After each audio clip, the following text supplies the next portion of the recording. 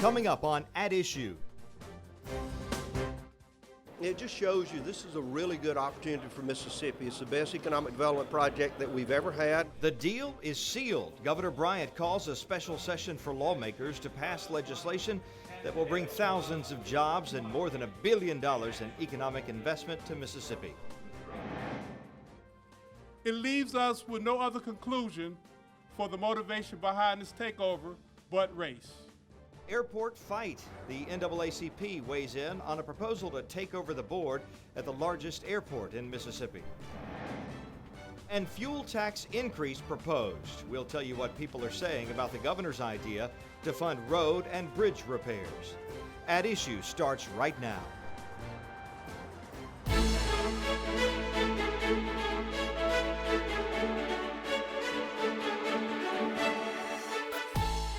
Hello and thank you for joining us. I'm Wilson Stribling. Welcome to another edition of At Issue, where we discuss and debate the critical issues facing the state of Mississippi and how these issues impact you. And we want you to share your opinions and comments with us. Just go to facebook.com/MPB Online News. On Twitter, our handle is @MPB News. Also visit our webpage, mpbonline.org/issue. And you can check us out, MPB News, and all of your favorite shows on our new MPB app. It's free to download for your Apple or Android phone. The big story, $1.5 billion of investment and thousands of jobs are coming to Mississippi. It's one of the biggest economic development announcements in state history. Continental, a German tire and auto parts manufacturer, will build a plant in Hinds County on a site between Clinton and Bolton. It's expected to be the largest tire plant in North America. Louisiana-based shipbuilder Edison Schwest Offshore will expand its top ship operations at the state port of Gulfport. Together, the two projects total $1.5 billion in investment and will bring 3,500 jobs to the state. The House and Senate fast-tracked legislation to give $275 million in tax breaks and other incentives to the companies. It just shows you this is a really good opportunity for Mississippi. It's the best economic development project that we've ever had, not only in size, but return on investment. We have all of the details within the bill that will protect us in the event of an economic downturn, so we're very happy. The important part is there'll be 3,500 Mississippians that will have very good jobs for generations to come. I am very excited because in the district I represent, it's not any jobs and stuff in the district, and I am really proud to be able to bring something to the district that I represent. So I'm really excited. I'm always excited for the people in my area so we can get them a job. If you would like more details on this big economic development announcement and its impact, MPB's Paul Boger just posted his story on it. You can find it on our website, mpbonline.org/news. Is race behind a bill that would establish regional leadership at the Jackson Medgar Wiley Evers International Airport?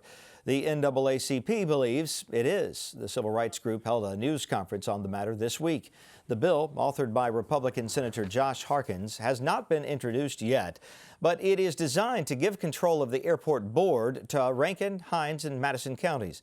The governor would appoint 7 members to that board. The current board is appointed by the mayor of Jackson and approved by the city council. The NAACP opposes the bill. The group says there is no corruption, mismanagement, or loss of revenue at the airport, and there's no other reason but race behind the attempted takeover. Allow the airport to remain where it is. Do not open up old wounds. Do not open up a scenario where we have to fall back and have fights based on race, because the power grab that's being sought now is not about improving the airport. The airport is moving forward. It is a power grab because the authority do not look like individuals who many in the Senate and possibly the House think they should look. Some critics say that race might be involved here. What do you say to that? It doesn't even deserve a response. No? People that know me, no, there's nothing about race. I don't care what the makeup of the board is. I want qualifications. I want qualified people, whomever they are, to be on the board. Now that's people that have aviation experience, pilot's license. I mean, those are two obviously beneficial backgrounds to have when you're talking about an airport board. I want people who have, attorneys, engineers, CPA, financial planners, people that have day-to-day knowledge of how businesses are run, and because that's what that airport is. It's a business. It is a huge business for Mississippi. If you would like to read more about this latest development in the Jackson Airport fight, check out this article by MPB's Desiree Frazier on our website. Go to mpbonline.org/news. State roads and bridges in desperate need of repair are on the radar for many in the state legislature this session. But where will the money come from to pay for such a large undertaking? Well, one recommendation mentioned by Governor Bryant in his State of the State speech was to increase the fuel tax. The details of the proposal are not known at this point, and a bill pitching the idea has not been filed. Many lawmakers we talked with agree that something needs to be done, but not all of them agree that a tax increase at the gas pump is the right way to fund it. So we asked you, do you favor an increase in the fuel tax to pay for repairing roads and bridges in Mississippi? Would you be in favor or opposed to an increase in the fuel tax to pay to repair roads and bridges in Mississippi? Opposed. Why is that? I think we pay enough tax as it is. Because they're so bad. They really are. They tearing up old cars. Yeah, they rough in Jackson. It's rough. I ain't kidding. But I support it. Here's what else some of you are saying on our Facebook page about fuel tax increase proposals. Joe Mara Graham writes, yes, Mississippi has some of the worst roads in the nation. Investment in infrastructure is crucial to the state economic growth. It's been 25 plus years since the gas tax was changed. It has not risen with inflation, so the pile of money to fix roads gets smaller yearly relative to the cost to maintain it. Mark Gerard says, notice how every time oil prices fall, politicians race to raise fuel taxes. They never talk about lowering fuel taxes when gas jumps back over $3 a gallon, do they? Jerry Bubba Hegwood Jr. says they need to budget like we have to, cut something somewhere. But we already have been taxed to near bankruptcy in this state. Bill Timmons writes, no new taxes on hardworking middle class. Well, is it a symbol of heritage or hate? The state flag is a polarizing issue with both sides passionate about their positions. Now, two senators have entered separate bills in favor of changing the state flag. Senators John Horn and Derek Simmons have filed separate bills to change the flag. Senator Horn's bill calls for the creation of a commission to study how to change the flag to one that would not include the Confederate battle symbol, then offer the final version of a new state flag to lawmakers during next year's legislative session. It would be unveiled at the state's bicentennial in December of 2017. Senator Simmons' bill asks lawmakers to vote in favor of switching the current flag with the first official state flag, the Magnolia flag, which flew prior to 1894. We spoke with Senator Simmons about why he believes it's important to make a change. This is an issue that we actually have kicked that can down the road too long. We certainly should do the right thing and make this a Mississippi for all Mississippians, whether it's white, black, rich or poor. Just embrace everybody and let's change this flag and get rid of this pro-slavery symbol. There are currently 5 ballot initiatives on the state flag. 1 supports changing the flag and 4 are in favor of keeping it. How does all of this matter to you? Well, let's get straight to the point with views from both sides of the aisle. Brandon Jones is a Democrat. He's an attorney at the Barrier Jones Law Firm and a former member of the Mississippi House. Lucian Smith is filling in for Austin Barbour this week. He is an attorney and was a Republican candidate for state treasurer in 2011. He's also the former chief of staff for Governor Bryant and is currently with the law firm of Balch and Bingham. Thank you both for being on At Issue. Let's start with this big economic announcement that came this week about these two big industries bringing more jobs to Mississippi. Lucian, you're the guest. Let's start with you. Is this the new normal that a state has to roll out the red carpet to compete to get big fish, so to speak, like this? Yeah, I think it is, and I think this is a huge win by Governor Bryant, as he pointed out in the segment you played before. It's the largest single day of economic development we've ever had in the state. 3,500 new jobs, $1.5 billion private investment for these two companies, and it's a huge win for Governor Bryant and his team. You paint it that way, Brandon. It's hard to poke any holes in it. Yeah, and I want it to be successful. Lucian laid out the stats there, pretty impressive. I do sometimes wonder if maybe Mississippi doesn't have a self-esteem problem. We give away a lot for these possible jobs. It's sometimes hard to really know what we're getting in return until we get a few years down the road. But I think, like most Mississippians, I want to see it work. Lucian, what about the secrecy that's involved with something like this? I mean, here we didn't even know which industries were involved, even at the point of the special session. They weren't naming them when that was going on. Is that required, and is that a good thing in the end? Well, it's a necessary thing, whether it's a good thing or a bad thing, because that's what the companies require.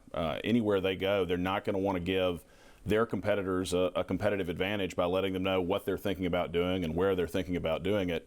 And you hear about instances where communities or states have been eliminated in these projects because the folks started talking and word got out, and the company wants to have partners that they can trust to talk about this information with. And so, yeah, like the incentives, this is a necessary part of going through this process. And I think Lucian's exactly right. It's a little uncomfortable, I guess, in government when you talk about secrecy, but the truth of the matter is this is one of those places where government and private industry intersect, and to be competitive in this way, there is just no way to give that kind of information out, sensitive information, because what you could potentially have is another state putting together a better package or putting together more tax incentives, and suddenly the deal falls apart. So it is a hard thing to explain, I think, but the truth is it's the way you protect the project. I think that's right. And as much as I'd like to complain about Democrats on this issue, I mean, the Democrats were extremely cooperative, and it's one of the reasons I think Mississippi has been successful on these major economic development projects, is even though you've got hard questions asked, and Senator Bryan in the Senate, Senator Hobb Bryan, asked some very difficult questions during the Senate Finance Committee meeting, but ultimately voted for it, because you've got to trust that our leaders have done the vetting, have gone through the analysis on it, and have made smart decisions on these projects. Who's involved in that process? Because obviously a lot of members of the legislature weren't brought into the fold until the special session. What type of group is it? Who's a member of that group that gets that writes all this out before it gets to the legislature? Well, it's primarily executive early on. I mean, the leadership begins with the governor. He's directly involved every day with recruiting these sorts of companies. It's the staff at the Development Authority. But anytime we do a project like these are what we call Mississippi Major Economic Impact Act projects, where we actually amend a specific act. And anytime we do one of those, we invite the state economist at IHL to do a cost-benefit analysis of the project. And we only do them if the state economist analysis shows that in the long term, this will be beneficial for the state. And Dr. Bob Neal from the state economist office testified to the Finance Committee and to the Ways and Means Committee, and made the point to them that in his view, looking at all the numbers, the incentives and the clawbacks that were in place, in the long run, the state would end up taking in more money than it would give away in incentives. And that's got to be a prerequisite anytime we do one of these. And Brandon, based on what you've been able to learn about this whole this package, do you think, I guess you could look at it, the cost per job that the state is spending, do you think we're going to get our money's worth in the long run?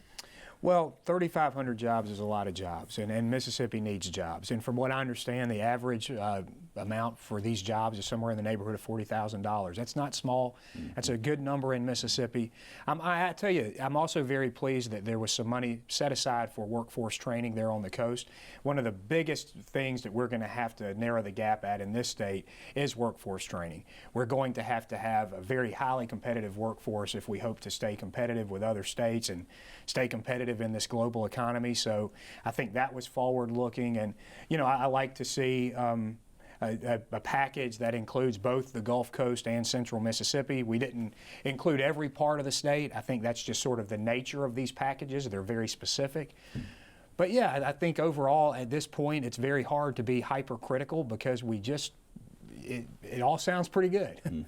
Well, we will see what happens in the coming years, as we did with Nissan and Toyota in the north part of the state. Let's move on to the Airport Authority. We talked a moment ago about the allegations of racism involved with this bill by Senator Josh Harkins to change the makeup of the Jackson Municipal Airport Authority, which oversees the operations there at the airport here in Jackson. Brandon, how much does the Airport Authority really matter in how an airport functions and is able to attract, like Southwest Airlines is one that was brought up, that we used to have Southwest at the Jackson Airport, don't have it anymore, and maybe if we change the makeup of the board, we could get it back. Is that realistic? Yeah, I don't think so. I learned a lot reading the piece by Councilman Ashby Foote, who kind of explained how the airline industry has developed since the 90s. They were all having a very difficult time then, a lot of bankruptcies. That was followed by this period of consolidation where companies kind of grew into one another. And then by virtue of that consolidation, they just started going to some of these places less. Cincinnati saw fewer flights, Mobile saw fewer flights, Birmingham, of course Jackson to a lesser degree. And so what he instructed me on is that Southwest wasn't going to continue doing business with Jackson by virtue of its own business model. Had nothing to do with the makeup of the commission. And so I don't think that that's necessarily the issue here. I will say this, though, to the issue of race and how it fits into all this. I heard a moment ago Senator Harkins defending himself, that he wasn't racially motivated. I have no reason not to believe that. I mean, there's no reason to think that this was a racially motivated thing. But I think that what the criticism is a more systemic criticism about how we support our major metropolitan area. The city of Jackson is a huge piece of the puzzle for our economic future, and how we treat Jackson and its leaders matters. And so I think the state and all of us need to do a better job of figuring out that good formula that other states have found, like North Carolina with Charlotte, like Alabama with Birmingham, like Georgia with Atlanta, to make the capital city a crowning jewel. And that takes a lot of buy-in from a lot of different parts. It does, but I would argue that what Senator Harkins is doing here is exactly that. I mean, it would have been easy if this were racially motivated, if there was some inappropriate motivation. He could have introduced a bill that had these code sections in them, never brought it to anybody's attention, waited until conference, and suddenly, bam, the state's taken over the airport. Instead, he started a conversation early on, before the session started, said this was something he was going to introduce, and has been very transparent about it. I think it's reflective of the fact that Senator Harkins and others do want the capital city to be successful, and this is a way of having a conversation. It's possible that if we had a different board, it wouldn't change the problems we've had with the low-cost carriers leaving, the other airlines leaving. But at the very least, let's have a conversation. And I think that's what Josh is doing, is saying, let's talk about whether we could govern the airport differently and whether that might have different results. I'll tell you one thing I don't often say about Senate leadership is that they can sometimes be tone deaf. They typically are really good at the chess of legislation. But I think that the Lieutenant Governor and Senator Harkins missed something here. You don't have this bill offered by a Rankin County guy. That just, politically speaking, it just plays right into this narrative. And I know Josh might have a certain insight into this, but the truth of the matter is, you save yourself some of this political headache by having a Hinds County person, by having a Jackson person bring the bill, I think. But keep in mind, the airport is located squarely in the middle of Rankin County. I mean, it's in Senator Harkins' district. And so it's natural that he would be one of the people who'd consider bringing a bill to have the airport managed better. It just feels a little bit like those things we often see at the legislature, where it's like, well, sure, I drafted a bill to help out my backyard. Well, that's not all that daring. But look, that's really not the point. The truth is, it's a big issue here. I happen to disagree. I think that, as with most major cities, most major airports, it makes a lot of sense to keep it at the municipal level, to allow them control over it, and to allow them to pick up a lot of the responsibility and accountability that comes with that.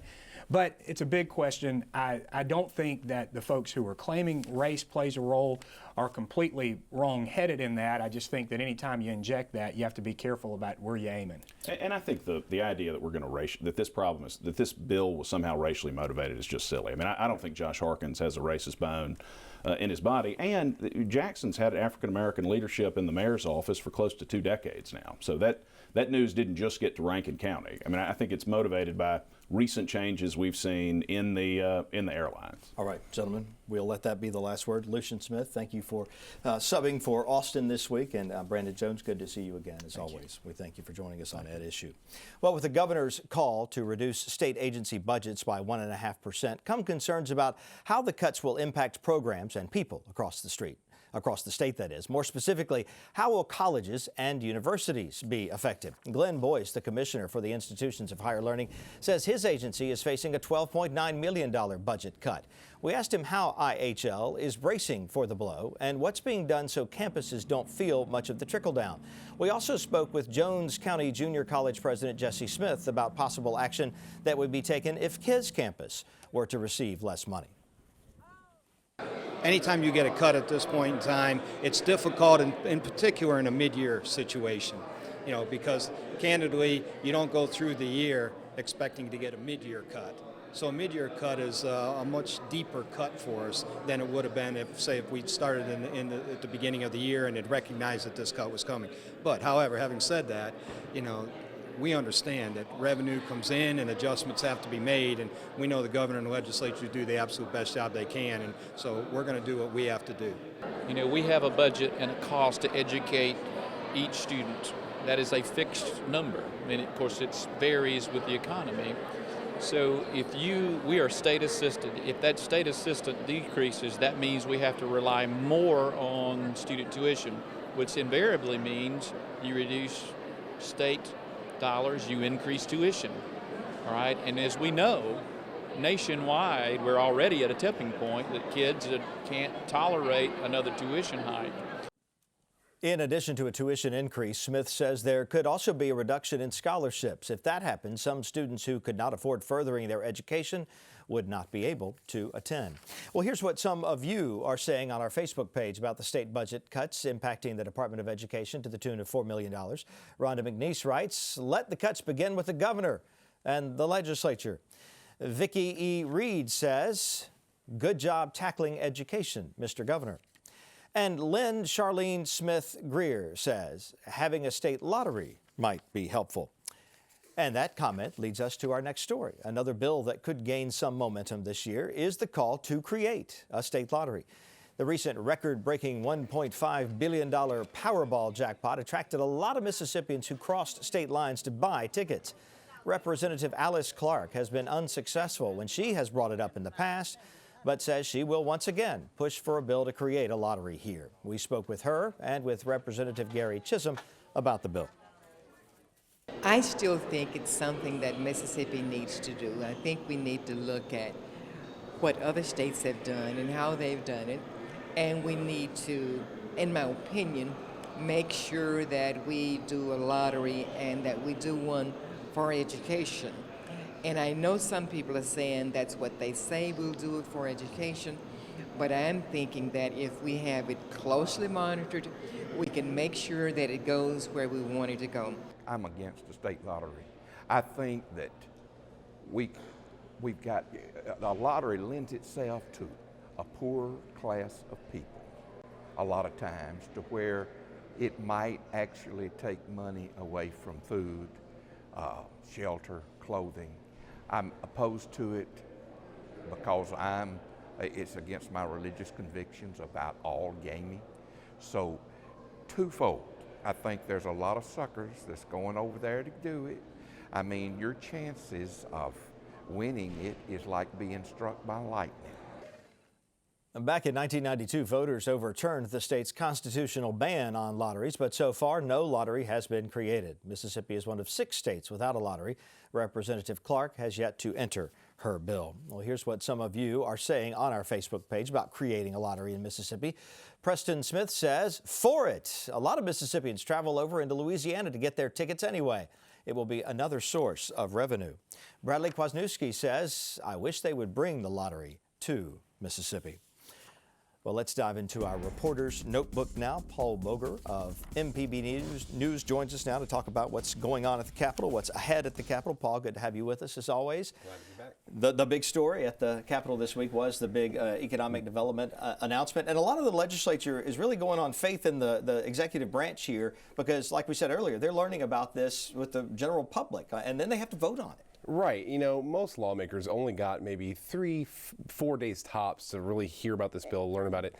And on top of it, I mean, there was a lot of secrecy behind this. You know, we've known about Continental, we've heard about Continental and not necessarily this one on the coast, but we've heard it for about 2 years now. It's not been a well-kept secret, but, you know, Project Potter, as it was codenamed by MDA, was you know, it was difficult for a lot of lawmakers to kind of get their head around because it was so quick. You know, we found out on Wednesday that they were going to have a special session on Thursday, and it was done in one day, 5.5 hours from start to finish, over with.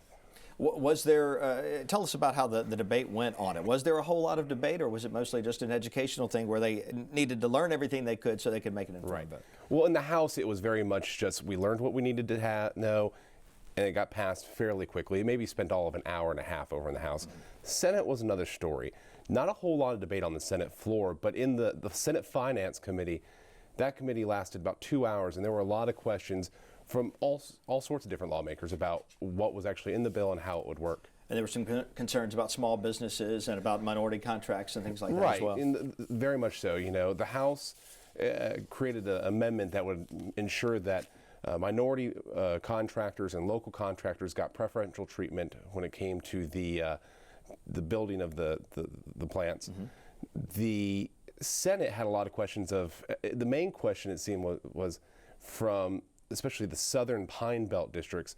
Why wasn't this built in my district? Why wasn't this built here? Why Hinds County? Well, in that case, they're pretty much at the mercy of the company and where the company wants to locate, are they not? And that's a lot of it. You know, MDA I think has a lot to say about where things go, but not necessarily. They don't get to decide where the company gets to build. We've got about a minute left here. Paul, tell us what you expect next week at the Capitol. Well, next week, you know, a lot of committees have not even gotten to work yet. A lot of them met finally, but they haven't really done anything. And Monday is the last day to introduce bills into the House and the Senate. So you're going to see a lot of folks working over the weekend. But the big thing, I think you're going to look for this week, you know, a couple of the bills is school choice, charter schools, school vouchers. Those always come up. I think there's going to be a push to expand charter schools here in Mississippi. Right now, it's very restricted, very, very well regulated. You're going to see a move to push that open. You also might see something called an Achievement School District bill that is still kind of in the dark. We don't really know what's in it, but I think it's going to be interesting to look at. It's going to possibly help schools that have not done well. Paul Boger, MPB News, thank you very much. Thank we you. are out of time. Please join us again next Friday night on MPB for another edition of At Issue.